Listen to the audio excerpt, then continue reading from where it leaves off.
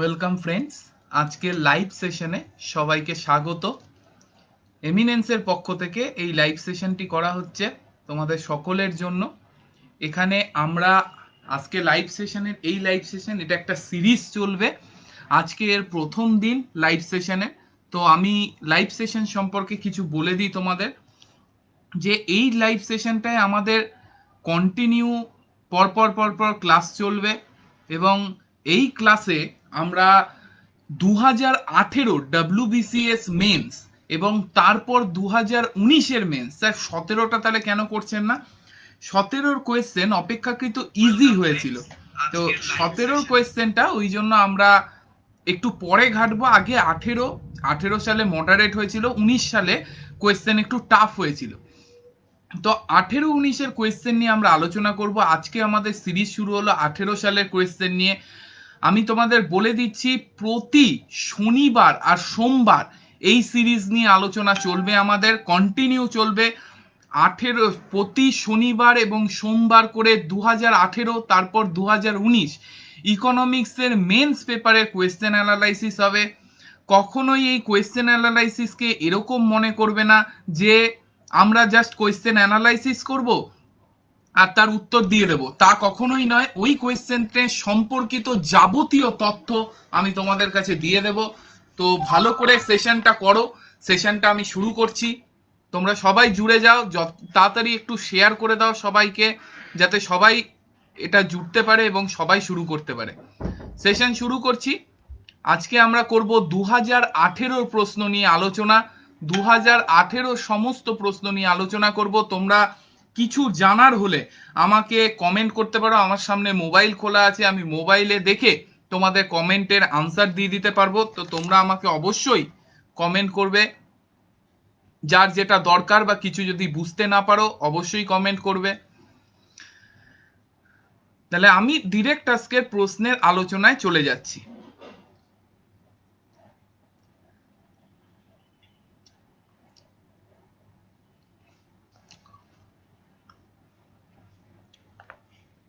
আমরা ডিরেক্ট প্রশ্নের আলোচনায় যাচ্ছি। 1 মিনিট একটুখানি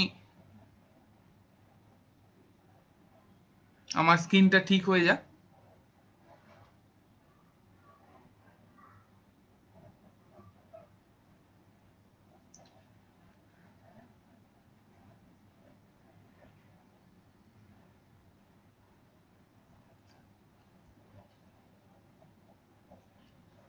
আশা করি সকলে দেখতে পাচ্ছ।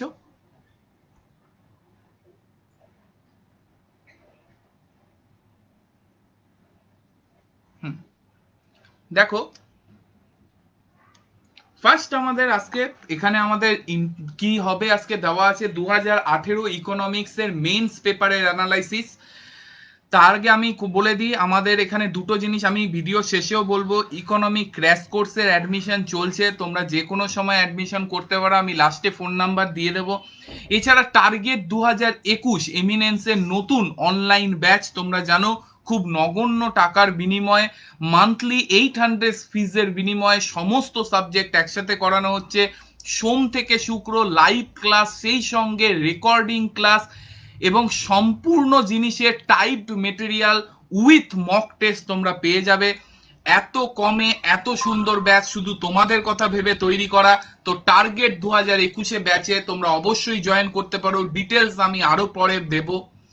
আজকে আমরা তাহলে আমাদের পড়াশোনার বিষয়টা শুরু করে দিই। চলে আসছি আমাদের, আমরা এখানে আগে থেকে বলে রাখি আমরা কোন প্রশ্নগুলো অ্যানালাইসিস করব না। সেগুলো হচ্ছে কি, যেগুলো ইকোনমিক কারেন্ট অ্যাফেয়ার্স এর প্রশ্ন আসে, সেই কারেন্ট অ্যাফেয়ার্স এর প্রশ্নগুলো আমি অ্যানালাইসিস করব না, কারণ ওগুলো 2018-র কারেন্ট ইকোনমির প্রশ্ন পড়ে আমাদের লাভ নেই। আমরা ওই কারেন্ট ইকোনমির প্রশ্ন আর একদম জলভাত যে প্রশ্ন সেগুলো বাদ দিয়ে, যেগুলো মডারেট এবং হাই প্রোফাইল প্রশ্ন, কিছু 20টা মতো হাই প্রোফাইল প্রশ্ন থাকে, বাকি 50টা থেকে 60টা মডারেট প্রশ্ন থাকে, এই প্রশ্নগুলো নিয়ে আলোচনা করব। তাহলে শুরু করি। প্রথম প্রশ্ন আজকের আলোচনার কি, তোমরা দেখতেই পাচ্ছ তোমাদের স্ক্রিনে। সবাই উত্তর দেওয়ার চেষ্টা করবে, আমার কাছে কিন্তু কমেন্ট বক্স খোলা আছে। The Tobin tax, initially suggested by James Tobin, was A tax on which among the following transaction, বলছে নিচের কোন ট্রানজাকশনের সাথে টবিন ট্যাক্স সম্পর্কিত। ফার্স্টেই চলে আসি, আমি বলেছি আমাদের যে কোয়েশ্চেন অ্যান্সার হবে তা শুধু উত্তর বেসিস হবে না। ফার্স্টেই চলে আসি টবিন ট্যাক্স। টবিন ট্যাক্সটা কি? What is Tobin tax? Tobin tax হচ্ছে সেইটা জেমস টবিন এটা মানে প্রথম এটার কথা বলেছিল। কবে বলেছিল? 1972-তে। জেমস টবিন একজন রিনাউন্ড ইকোনমিস্ট ছিল, কিন্তু তিনি 1972 সালে এই টবিন ট্যাক্সের কথা প্রথম বলেছিলেন। 1972 সালে তিনি কিসের জন্য টবিন ট্যাক্স বললেন? টবিন ট্যাক্স হচ্ছে মেনলি ট্রান্সবর্ডার যে স্পট এক্সচেঞ্জ হয়, স্পট এক্সচেঞ্জ। কিসের স্পট এক্সচেঞ্জ? কারেন্সির। মনে করো কি আমাদের কারেন্সিকে তুমি ডলারে কনভার্ট করতে চাইছো, বা ডলারকে তুমি ইউরোতে কনভার্ট করতে চাইছো। এই যে ট্রান্সবর্ডার যে কারেন্সি চেঞ্জ গুলো হয়, এই ট্রান্সবর্ডার কারেন্সি চেঞ্জ গুলোকে কি ঠিক করার জন্য, বা ট্রান্সবর্ডার কারেন্সি চেঞ্জের ওপর যে ট্যাক্সটা গোটা ওয়ার্ল্ডে ইউনিফর্ম ট্যাক্সের কথা জেমস টবিনস বলেছিল, ইউনিফর্ম ট্যাক্সের কথা, সেটা হচ্ছে টবিন ট্যাক্স। খেয়াল রাখতে হবে 1972 সালে এটা হয়েছিল। তাহলে কি? ট্রান্সবর্ডার স্পট এক্সচেঞ্জে মানে কারেন্সি ট্রানজাকশন, এক কারেন্সিকে আরেকটা কারেন্সিতে কনভার্ট করার জন্য গোটা ভারত পৃথিবীতে যে ইউনিফর্ম ট্যাক্সের কথা জেমস টবিনস, দ্য রিনাউন্ড ইকোনমিস্ট, তিনি ইকোনমিক সায়েন্সে নোবেলও পেয়েছিলেন, তিনি বলেছিলেন এই টবিন ট্যাক্সের কথা। তাহলে আমার অ্যান্সার হবে কি? Currency transaction. আশা করি টবিন ট্যাক্স সম্পর্কিত যাবতীয় তথ্য তোমাদের কাছে ক্লিয়ার। অবশ্যই কমেন্ট বক্সে লিখবে এবং ভিডিওটা শেয়ার করবে যদি তোমাদের কাজে লাগে। নেক্সট, পরের প্রশ্নে চলে যাই। কোল্যাটারালাইজড বরোয়িং, ভেরি ভেরি ইম্পর্টেন্ট জিনিস। কোল্যাটারালাইজড বরোয়িং অ্যান্ড লেন্ডিং অব্লিগেশন, যেটাকে বলে সিবিএলও, দেওয়াই আছে এখানে। সিবিএলও কি? কোল্যাটারালাইজড বরোয়িং অ্যান্ড লেন্ডিং অব্লিগেশন। এই কোল্যাটারালাইজড বরোয়িং অ্যান্ড লেন্ডিং অব্লিগেশন এটা কিসের সাথে সম্পর্কিত? আমি বলে দিই, দুজন হয়, একজন হয় বড়োয়ার, আর একজন হয় লেন্ডার। একজন লেন্ড করছে আর একজন বড় করছে। তো এই লেন্ডার এবং বড়োয়ারের এই সম্পর্কের মধ্যে বিভিন্ন রকম টার্মস অ্যান্ড কন্ডিশন থাকে। টার্মস অ্যান্ড কন্ডিশন, বিভিন্ন রকম টার্মস অ্যান্ড কন্ডিশন থাকে। এমনি এমনি তো লেন্ডার নিয়ে দিয়ে দেবে না, আর বড়োয়ার তো এমনি এমনি নিয়ে নেবে না। এই যে লেন্ডার এবং বড়োয়ারের মধ্যে যে এই টার্ম এন্ড কন্ডিশন যেগুলো থাকে, সেইটাকে মানি মার্কেটে বলা হয় কি? সিবিএলও। কি বললাম? বড়োয়ার এবং লেন্ডারের মধ্যে যে বিভিন্ন টার্ম এন্ড কন্ডিশন থাকে, সেই দুটোকে একসাথে কি বলা হয়? সেই দুটোকে একসাথে বলা হয়, সেই যে টার্মস এন্ড কন্ডিশন সেটাকে মানি মার্কেটের ক্ষেত্রে সেটাকে বলা হয় সিবিএলও। তাহলে এটা কি? এটা হচ্ছে একটা মানি মার্কেট ইনস্ট্রুমেন্ট। তোমরা শুধু এটাই জানলে না, সঙ্গে এটাও জেনে নিলে যে মানি মার্কেট ইনস্ট্রুমেন্ট যেটা কি, যেটা হচ্ছে স্পট এক্সচেঞ্জ মানে কি? আচ্ছা, স্পট এক্সচেঞ্জ মানে হচ্ছে কি? যেটা হচ্ছে এক কারেন্সি থেকে আরেক কারেন্সিতে ট্রান্সফার যে করছো, সেটা যে স্পটে করলে সেইটাকে, সেই জায়গাটা বলছে, আমি সেইটাকে বললাম স্পট এক্সচেঞ্জ। মানে ডলারকে তুমি কিসে করলে? কনভার্ট করলে। ডলারকে তুমি ইনস্ট্যান্ট টাকায় কনভার্ট করলে, যে কোনো জায়গায়, কোনো ইনস্টিটিউটে গিয়ে বা যেখানে গিয়ে হোক, ডলারকে তুমি ইউরোতে কনভার্ট করলে, এই যে ট্রান্সফারটা করলে, that is spot exchange. Clear হলো? আচ্ছা, আমি তাহলে নিচেরটা বলছিলাম, কি বললাম? সিবিএলও বলছিলাম। সিবিএলও কি? বড়োয়ার এবং লেন্ডারের মধ্যে যে টার্মস এন্ড কন্ডিশন, সেটাকে বলে CBLO. This is an money market instrument. আশা করি বিষয়টা ক্লিয়ার হয়েছে। পরের প্রশ্নে আমি চলে যাই। What is general anti avoidance rule? Very very important. এটা সম্পর্কে আমি যাবতীয় বিস্তারিতভাবে বিষয়টা কি বলে দিচ্ছি। জেনারেল অ্যান্টি অ্যাভয়েডেন্স রুল, বা যেটাকে জিএএআরও বলা হয়, এটা মেনলি কি? এটা হচ্ছে রেভিনিউর সাথে সম্পর্কিত। রেভিনিউর সাথে বলার থেকেও ভালো বলা, এটা হচ্ছে রেভিনিউ অথরিটির সাথে সম্পর্কিত। রেভিনিউ অথরিটির সাথে সম্পর্কিত। রেভিনিউ অথরিটি কি? যেগুলো খুব একটা কমার্শিয়াল লাভ নেই, যে সমস্ত ট্যাক্সের ক্ষেত্রে যে ট্যাক্স পেয়ার তার কমার্শিয়াল লাভ হয় না, বাট কিভাবে ট্যাক্সের ক্ষেত্রে বিভিন্ন বেনিফিট দেওয়া যায়, অর্থাৎ ট্যাক্সকে কিভাবে কমানো যায়, যারা ট্যাক্স দিচ্ছে তাদের বিভিন্ন বেনিফিট করা যায়, বিশেষ করে যে ট্যাক্স দেওয়ার ক্ষেত্রে ট্যাক্স কোনো প্রফিটের উপর দেওয়া হচ্ছে না, এরকম যদি কোনো ট্যাক্স হয় তাহলে কিভাবে সেই ট্যাক্সের মাত্রা বোঝা কমানো যায়, এইগুলোর ওপর ভিত্তি করায়, এইগুলোর ওপর বিচার করে ট্যাক্স রেটকে একটা মার্জিত জায়গায় রাখার জন্য এই জেনারেল অ্যান্টি অ্যাভয়েডেন্স রুল কাজ করে। অর্থাৎ এর মাধ্যমে এগ্রেসিভ ট্যাক্সকে রোখা হয়, ট্যাক্স যেন বার্ডেন না হয়ে যায়, যতটা সম্ভব রেভিনিউ অথরিটি ট্যাক্স বেনিফিট দিতে পারে এই জিএএআর রুলের মাধ্যমে, অর্থাৎ জেনারেল অ্যান্টি অ্যাভয়েডেন্স রুলের মাধ্যমে। তাহলে কি লেখা দেখিনি? GAAR is set of rules aim to, এই যে প্রথমটাই হবে এগ্রেসিভ ট্যাক্সকে, এগ্রেসিভ ট্যাক্স যেন বোঝা হয়ে না দাঁড়ায়, এই এগ্রেসিভ ট্যাক্সকে মার্জিত করা, কমানো এবং লোককে সুরাহা দেওয়াই হচ্ছে জেনারেল অ্যান্টি অ্যাভয়েডেন্স রুলস এর মেন কাজ। তাহলে আমার আনসার হবে কি? এগ্রেসিভ ট্যাক্সকে কার্ভ করা। নেক্সট চলে যাচ্ছি আমি national small savings fund. National small savings fund, তোমরা জানো যে ন্যাশনাল স্মল সেভিংস ফান্ড একটা খুবই ইম্পর্টেন্ট জিনিস। এটা কার আন্ডারে আছে? Is a part of which of the following? দেখি কেউ উত্তর করতে পারে নাকি? অবশ্যই তোমরাও চেষ্টা করো কিন্তু আনসার করার। সোজা সোজা প্রশ্ন, খুব কঠিন নয়। 2018 সালের প্রশ্ন কিন্তু মডারেট প্রশ্ন হয়েছিল। ন্যাশনাল স্মল সেভিংস ফান্ড কিসের, কার মধ্যে পড়ে? সেটা পড়ে হচ্ছে পাবলিক অ্যাকাউন্ট অফ ইন্ডিয়া। প্রশ্ন আসবে যে sir public account of India জিনিসটা কি, আর ন্যাশনাল স্মল সেভিং ফান্ডটাই বা কি? পাবলিক অ্যাকাউন্ট, ভালো করে শুনে নাও, পাবলিক অ্যাকাউন্ট গভর্নমেন্টের আন্ডারে থাকে।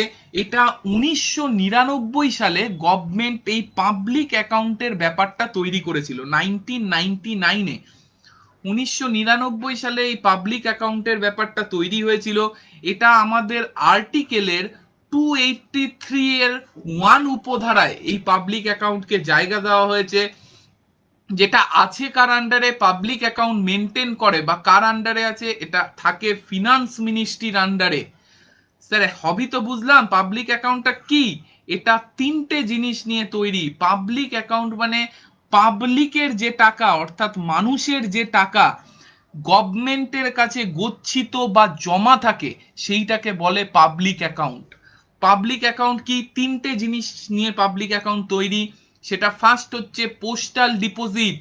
খুব ভালো করে নোট নিয়ে রাখো, আমি ভিডিও শেয়ার করে দেবো, very very important.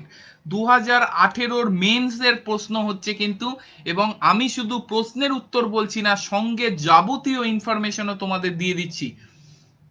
Postal deposit কি কি নিয়ে তৈরি? পাবলিক অ্যাকাউন্ট, পোস্টাল ডিপোজিট অর্থাৎ পোস্ট অফিসে আমরা যে ডিপোজিট গুলো জমা রাখি সেগুলো পাবলিক অ্যাকাউন্টে ফিনান্স মিনিস্ট্রির আন্ডারে থাকে। 2 নম্বরে চলে যাচ্ছি। 2 নম্বর যেটা থাকে বিভিন্ন সেভিং সার্টিফিকেট। বিভিন্ন সেভিং সার্টিফিকেট আমাদের বাবা মা সবাই কেনে বা আমরাও অনেকে কিনেছি। যেমন ধরো সেভিং সার্টিফিকেটের মধ্যে কি পড়ে? কিষাণ বিকাশ পড়ে, কিষাণ বিকাশ পত্র পড়ে না? বাবা মা কেনে নি কিষাণ বিকাশ পত্র, এরকম অনেক জিনিসই কিষাণ বিকাশ পত্র সেভিং সার্টিফিকেটের মধ্যে পড়ে। এগুলো পাবলিক অ্যাকাউন্টের মধ্যে পড়ে। আর কি পড়ে?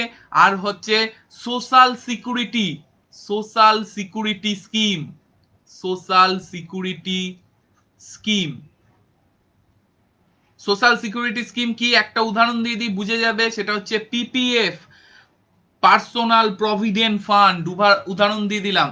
অর্থাৎ পাবলিকের, মানুষের এই টাকাগুলো সরকারের কাছে গচ্ছিত থাকে দীর্ঘদিনের জন্য, যেটা সরকার কনসোলিডেটেড ফান্ড অফ ইন্ডিয়ার বাইরে আরেকটা পাবলিক অ্যাকাউন্ট করে সেটা স্বচ্ছতা যাতে বজায় থাকে সেই জন্য এটাকে আলাদা একটা অ্যাকাউন্টে রাখা শুরু করে 1999 সালে, যেটা আর্টিকেল 81 নয় 283, একটু ঠিক করে নেবে, আর্টিকেল 283 এক নাম্বার উপধারা অনুযায়ী হয় এবং এটা ফিনান্স মিনিস্ট্রির আন্ডারে কিন্তু থাকে। Very very important.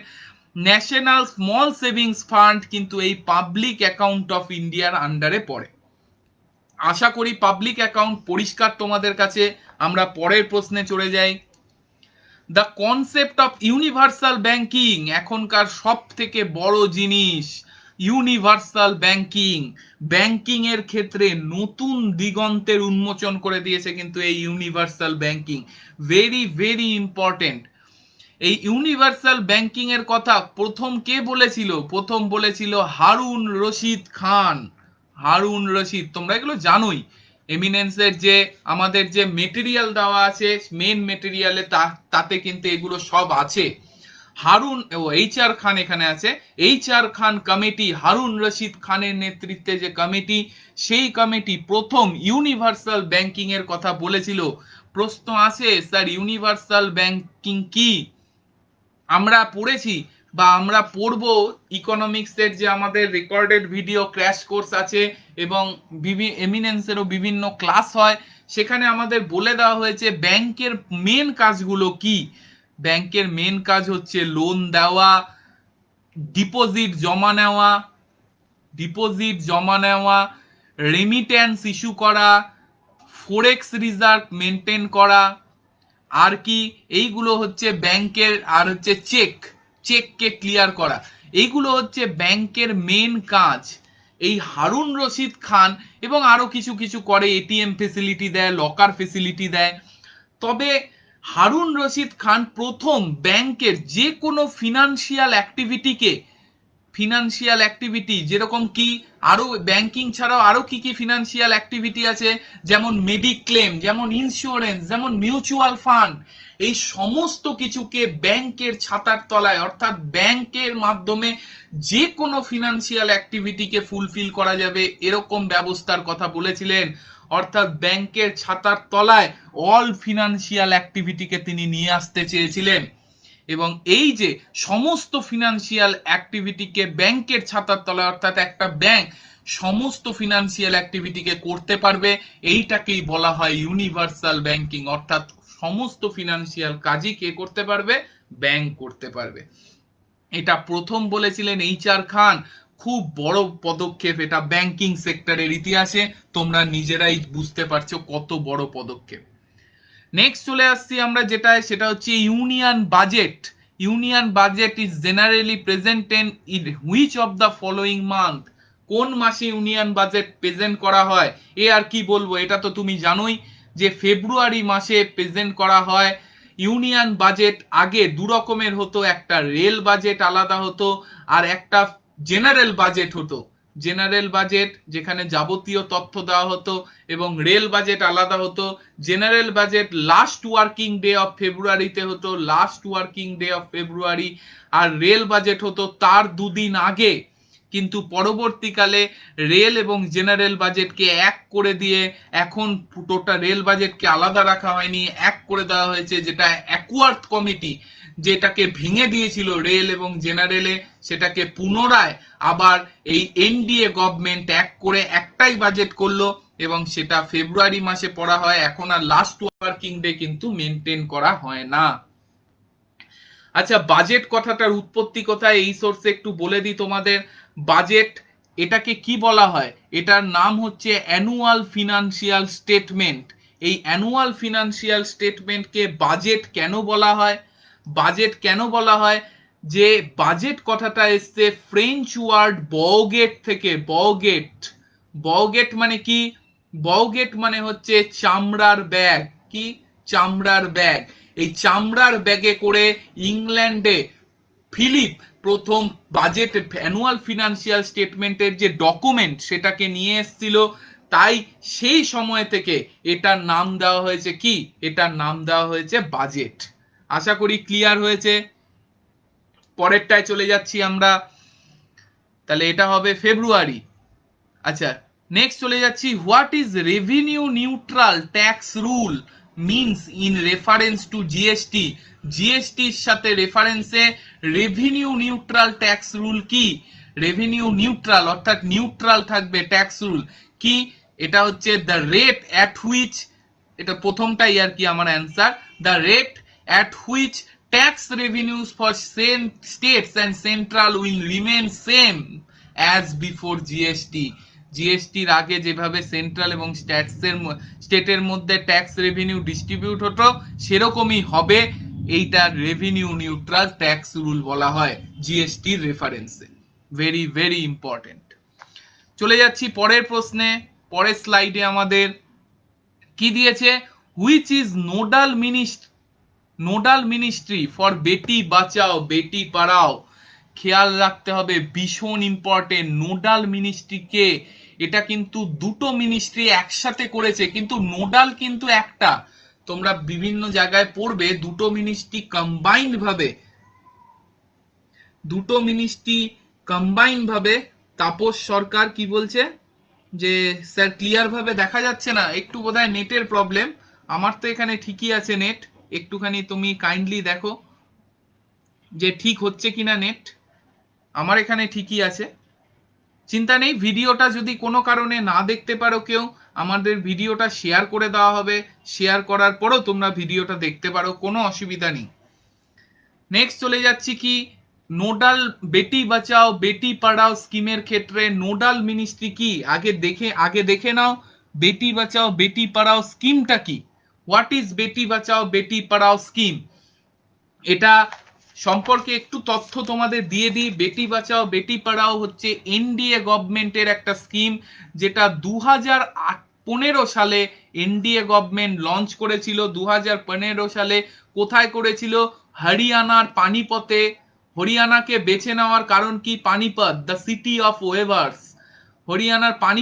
হরিয়ানাকে কেন বেছে নিল, কারণ জানো হরিয়ানার কিন্তু সেক্স রেশিও বা মেয়েদের সংখ্যা, মহিলাদের সংখ্যা অত্যন্ত কম।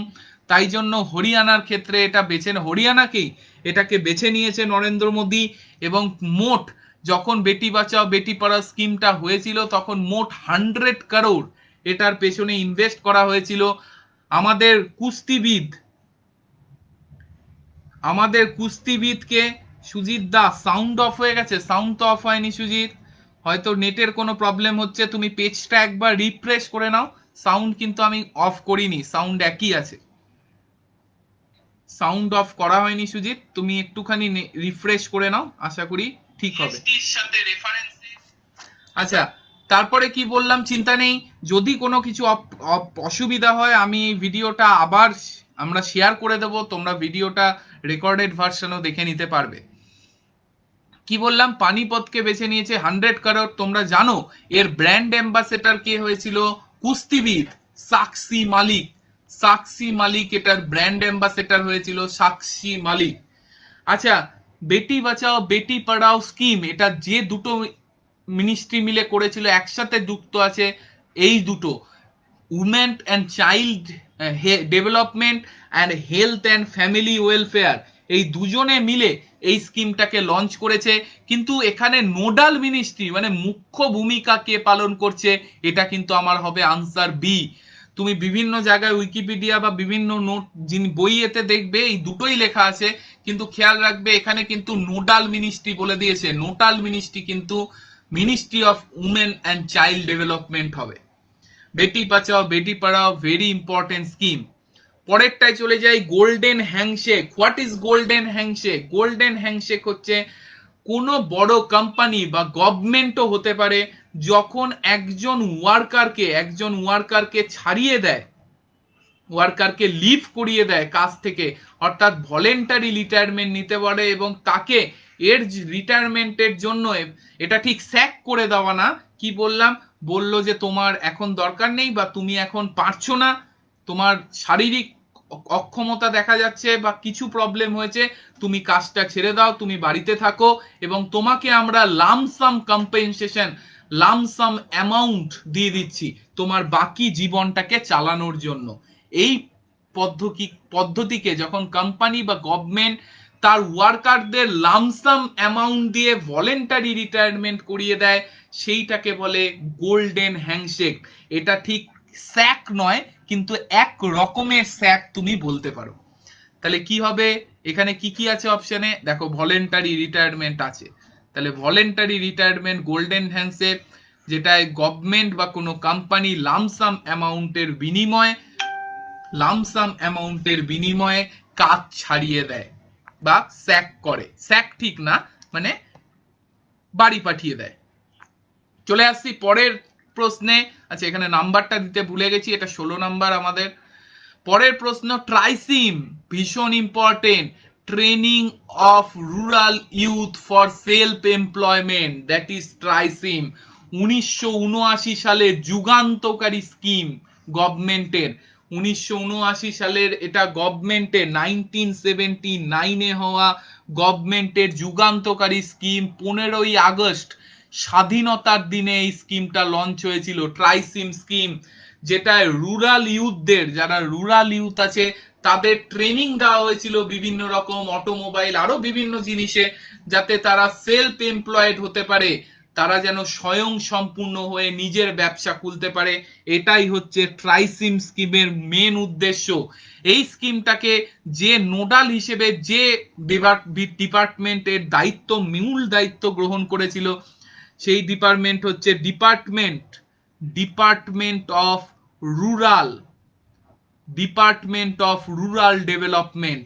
এই ডিপার্টমেন্ট অফ রুরাল ডেভেলপমেন্ট এর মূল দায়িত্ব গ্রহণ করেছিল। তাহলে কি বলেছে, ট্রাইসিম স্কিম সম্পর্কে আমরা জেনে গেছি মোটামুটি যেটুকু জানার। টু ট্রেন, এই যে এটা to train rural youth for self employment, এটার ফুল ফর্মেই বোঝা যায় যে এটা কেন হয়েছিল। যাই হোক, পরেরটায় চলে আসছি। 17 নাম্বার প্রশ্ন আমাদের, নরসিংহম কমিটি, যে কমিটির কথা যত বলা যায় ততই কম, ইন্ডিয়ার ডেভেলপমেন্টের জন্য যে কমিটির অবদান অনস্বীকার্য, সেইটাই হচ্ছে আমাদের Narasimham committee. Narasimham committee banking sector রিফর্মের সাথে জড়িত, তোমরা জানো, এখানে যেটা অ্যান্সার দিয়েছে ব্যাংকিং এর সাথে জড়িত। এই নরসিংহম কমিটি 1991 সালে গঠিত হয়ে 1991 সালে একটা রিপোর্ট দিয়েছিল, এবং সেকেন্ড ফ্রেজেল দিয়েছিল 1998 সালের। দুটো রিপোর্টই যুগান্তকারী রিপোর্ট নরসিংহম কমিটির। 1991 এনবিএফসি এবং সিআরআর এসএলআর নিয়ে গুরুত্বপূর্ণ পদক্ষেপ সরকার গ্রহণ করেছিল। আচ্ছা, মেনকে লক্ষ্য করে 2020, অর্ণব বলেছে মেনকে লক্ষ্য করে 2020 কারেন্ট ইকোনমিক্স এর ওপর করো। অর্ণব তুমি বোধহয় গ্রুপটা ফলো করছো না। কারেন্ট ইকোনমিক্স এর ওপর প্রতি মাসে আমি দুটো করে লাইভ সেশন নিই, সেটা জানুয়ারি, ফেব্রুয়ারি, মার্চ সব মাসে হয়েছে। 10ই জুন এপ্রিলের ওপর এপিসোড হবে, তুমি গ্রুপ ফলো করো। কারেন্ট ইকোনমিক্স এর এপিসোড কিন্তু প্রতি মাসে দুটো করে হয়। জানুয়ারি মাস থেকে হয়েছে, তুমি গ্রুপে একটু প্রিভিয়াস গুলো দেখো, সব কটা কি ওপরেই কিন্তু আমাদের সেশন হয়েছে। কারেন্ট ইকোনমিকে আমি সব থেকে বেশি গুরুত্ব দিই। আচ্ছা, Narasimham committee recommendations are regarding which sector, কোন সেক্টর আছে, ব্যাংকিং সেক্টর। আমি কি বলছিলাম, 1991 সালে এনবিএফসি মানে নন ব্যাংকিং ফিনান্সিয়াল কর্পোরেশন এবং সিআরআর এসএলআর সম্পর্কে নরসিংহম কমিটি কিন্তু গুরুত্বপূর্ণ খুব বিষয়গুলো তুলে ধরেছিল। এই নরসিংহম কমিটির অবদান আমাদের ব্যাংকিং সেক্টর রিফর্মের ক্ষেত্রে কিন্তু অনস্বীকার্য। পরের প্রশ্নে চলে যাই আমরা। Apex organisation in industrial finance in India is, এটা প্রিলিমিনারিতেও এই প্রশ্নটা অনেকবার এসছে, যে ইন্ডাস্ট্রিয়াল ফিনান্স ইন ইন্ডিয়ার অ্যাপেক্স ইনস্টিটিউট কি। তোমরা সবাই জানো এটা, যে অ্যাপেক্স ইনস্টিটিউট হচ্ছে আইডিবিআই। তোমাদের সেশনটা যদি কাজে লেগে থাকে অবশ্যই আমি রিকোয়েস্ট করছি, তাহলে আমিও পরবর্তী সোমবারে আবার সেশন আনবো, সেশনগুলো আনতে উৎসাহ পাবো। অবশ্যই ভালো লাগলে সেশনটাকে শেয়ার করে দিও। Apex organisation of industrial finance in India is, কোনটা, আইডিবিআই। ইন্ডাস্ট্রিয়াল ফিনান্সের অ্যাপেক্স ইন্ডাস্ট্রি অর্গানাইজেশন হচ্ছে IDBI, industrial development bank of India, যেটা তোমরা সবাই জানো 1964 সালে তৈরি হয়েছিল এই আইডিবিআই ব্যাংক, এবং এটা আরবিআই এর ছিল আন্ডারে, সম্পূর্ণরূপে আরবিআই এর আন্ডারে ছিল। যেটা 1976 সালে 1976 আরবিআই থেকে এটা গভর্নমেন্ট অফ ইন্ডিয়ার আন্ডারে চলে যায়। আইডিবিআই ব্যাংকের হিস্ট্রি তোমরা সবাই জানো। বর্তমানে এর এমডি সিইও কে আছে? আইডিবিআই ব্যাংকের এমডি সিইও আছে রাকেশ শর্মা। রাকেশ রাকেশ শর্মা রাকেশ শর্মা হচ্ছে এমডি সিইও আছে। আরেকটা বিষয় আইডিবিআই ব্যাংকের সম্পর্কে অর্ণবের জন্য বলে রাখি, এগুলো অলরেডি আমি মার্চের ফিনান্সিয়াল কারেন্ট অ্যাফেয়ার্সে বলে দিয়েছি অর্ণব, তাও তুমি বলে রাখি যে আইডিবিআই এর কিন্তু 51% শেয়ারের মালিক কিন্তু এলআইসি। এখন কিন্তু আর গভর্নমেন্ট অফ ইন্ডিয়ার আন্ডারে নেই। আইডিবিআই এর 51% শেয়ারের মালিক হচ্ছে life insurance corporation of India. Very important, এটা কিন্তু মনে রাখা দরকার। নেক্সট চলে আসছি, agricultural income tax is assigned two state government. হ্যাঁ, খুব খুব ইম্পর্টেন্ট। অর্ণব তোমাকে বারবার বলছি তুমি কিন্তু গ্রুপটা ফলো করো, এবং সবাইকেই বলছি যারা ডাব্লিউবিসিএস মেন্স ভাবছো, এখন কিন্তু ডাব্লিউবিসিএস মেন্সে 20খানা প্রশ্ন কারেন্ট ইকোনমির ওপর আসে। অবশ্যই অতি অবশ্যই আমার কারেন্ট ইকোনমির যে আমি ভিডিওগুলো দিই, কারেন্ট ইকোনমির ওপর যে এপিসোডগুলো দেওয়া হয় ওগুলোকে অবশ্যই ফলো করবে। আমি প্রতি মাসে 2টো করে সেশন করি। ইভেন আমি বাজেটের ওপর একটা আলাদা সেশন করে দিয়েছি, 2020 বাজেটের ওপর যাবতীয় প্রশ্নের আলোচনা এমসিকিউ প্যাটার্নে।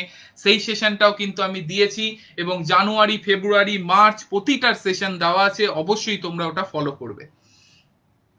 Agricultural income tax is assign to state government. কোন ট্যাক্স স্টেট গভর্নমেন্ট ইমপ্লিমেন্ট করে, কোন সেন্ট্রাল গভর্নমেন্ট করে, কোনটা আবার সেন্ট্রাল গভর্নমেন্ট করে কিন্তু রেভিনিউ স্টেট গভর্নমেন্ট হয়, কোন ট্যাক্স আবার সেন্ট্রাল স্টেট একসাথে রেভিনিউ নেয়। এই সমস্তগুলো কোথায় দেওয়া আছে? এই সমস্তগুলো কিন্তু আমাদের কনস্টিটিউশন অনুযায়ী হয়। কনস্টিটিউশনের আর্টিকেলে তোমরা জানো কোন কোন আর্টিকেলে, আশা করি তোমরা পল সায়েন্স যথেষ্ট ভালো করে পড়েছো, বিভিন্ন আর্টিকেলে কিন্তু এগুলো সম্পর্কে দেওয়া আছে। অর্থাৎ কোন ট্যাক্স কে নেবে? Agriculture income tax definitely state government নেয়, তোমরা সবাই জানো স্টেট গভর্নমেন্টের huge revenue agricultural income tax থেকে জমা হয়, এবং এটা স্টেট গভর্নমেন্ট নেয়, অ্যাসাইন করা হয়েছে। কে করেছে এটা? এটা কিন্তু ফিনান্স কমিশন, এনডিসি তো এখন নেই আর, ইন্টারস্টেট কাউন্সিল, এগুলো কিন্তু কোনোটাই না। এটার দায়িত্ব এই যে অ্যাসাইন এটা করে কিন্তু আমাদের সংবিধান অনুযায়ী হয়, অর্থাৎ কনস্টিটিউশন অফ ইন্ডিয়া আমাদের এটা করে। আশা করি তোমাদের এই সেশনটা ভালো লেগেছে। আমাদের এই সেশনে 2018 ওপর আমরা টোটাল পরপর 5টা সেশন দেব। নেক্সট সেশন আমাদের সোমবার দিন হবে। কিছু কিছু জিনিস বলে রাখি যে এমিনেন্স কিন্তু এখন অনলাইন ক্লাস চালু করেছে সমস্ত সাবজেক্টের ওপর, অল সাবজেক্ট, যেটা তোমাদের প্রত্যেকের জানা উচিত। অল সাবজেক্টের ওপর ক্লাস চলছে, যেটা ফিজ মাত্র 800 পার মান্থ, এবং এর আন্ডারে যাবতীয় জিনিস তোমাদের থাকবে। রেকর্ডেড ক্লাস তো থাকবেই, সেই সঙ্গে লাইভ ক্লাস থাকবে মানডে টু ফ্রাইডে কিন্তু আমাদের লাইভ ক্লাস থাকবে, এবং সেই লাইভ ক্লাসের রেকর্ডেড ভার্সনও তুমি পরের দিন পেয়ে যাবে। এছাড়াও আমাদের টাইপড মেটেরিয়াল থাকবে, টাইপড ম্যাথ থাকবে, হোয়াটসঅ্যাপ গ্রুপ থাকবে টিচারদের সাথে সর্বক্ষণের ইন্টারাকশনের জন্য। যে কোনো সমস্যা তোমরা ওখানে জিজ্ঞেস করে নিতে পারো। এছাড়াও আমাদের যে ইকোনমিক ক্র্যাশ কোর্স চলছে, অনলাইনে ইকোনমিক ক্র্যাশ কোর্স চলছে, এই ক্র্যাশ কোর্সের জন্য তোমরা জয়েন করতে পারো, যেটা 3 মান্থ কোর্স। তোমরা অনেক দেখেছো এটা সম্পর্কে আমি অনেকই বলেছি। এই 3 মান্থ কোর্সে তোমরা জয়েন করতে পারো। এই ভিডিওর ওপরে একটা হোয়াটসঅ্যাপ লিংক দেওয়া থাকবে, ওই হোয়াটসঅ্যাপ লিংকে তুমি ডেমো ক্লাসের জন্য জয়েন করতে পারো। ইকোনমিক্স ক্র্যাশ কোর্সের ডেমো ক্লাসের জন্য কিন্তু ওই হোয়াটসঅ্যাপ লিংকে ক্লিক করে জয়েন করতে পারো। ডেমো ক্লাস দেখো, আমাদের মেটেরিয়াল দেখো, সব যদি ভালো লাগে তবেই তুমি কোর্সে জয়েন করো। আমাদের এই ইকোনমিক এমসিকিউ সিরিজ চলবে। নেক্সট সোমবার আমরা পরের 20টা প্রশ্ন নিয়ে আলোচনা করব। এটা আমাদের ডেট ফিক্সড, শনি আর সোমবার দিন করে কিন্তু আমরা এই ইকোনমিক্স এমসিকিউ সেশন করব। তোমরা আশা করি সবাই আমার সাথে থাকবে। ভালো লাগলে ভিডিওটা অবশ্যই শেয়ার করে দিও, কারণ তোমাদের একটা শেয়ার কিন্তু আমার কাছে মোটিভেশন। আশা করি তোমাদের ভিডিওটা ভালো লাগছে। পরের ভিডিওর পর্বর জন্য ইকোনমিক্সের 2018 পেপার সলভের পরের ইয়ের জন্য, পরের পার্টের জন্য সোমবার অবধি ওয়েট করো। ইকোনমিক ক্র্যাকস কোর্সের ডেমো ক্লাসে জয়েন করতে হলে ওপরের হোয়াটসঅ্যাপ লিংকে ক্লিক করে গ্রুপে ঢোকো, সেখানে ডেমো ক্লাসের যাবতীয় তথ্য তোমরা পেয়ে যাবে। আজকের সেশনটা তোমাদের সাথে এই অবধিই থাক। যদি কোনো জায়গায় কোনো সমস্যা থেকে থাকে অবশ্যই আমাকে কমেন্ট বক্সে লিখে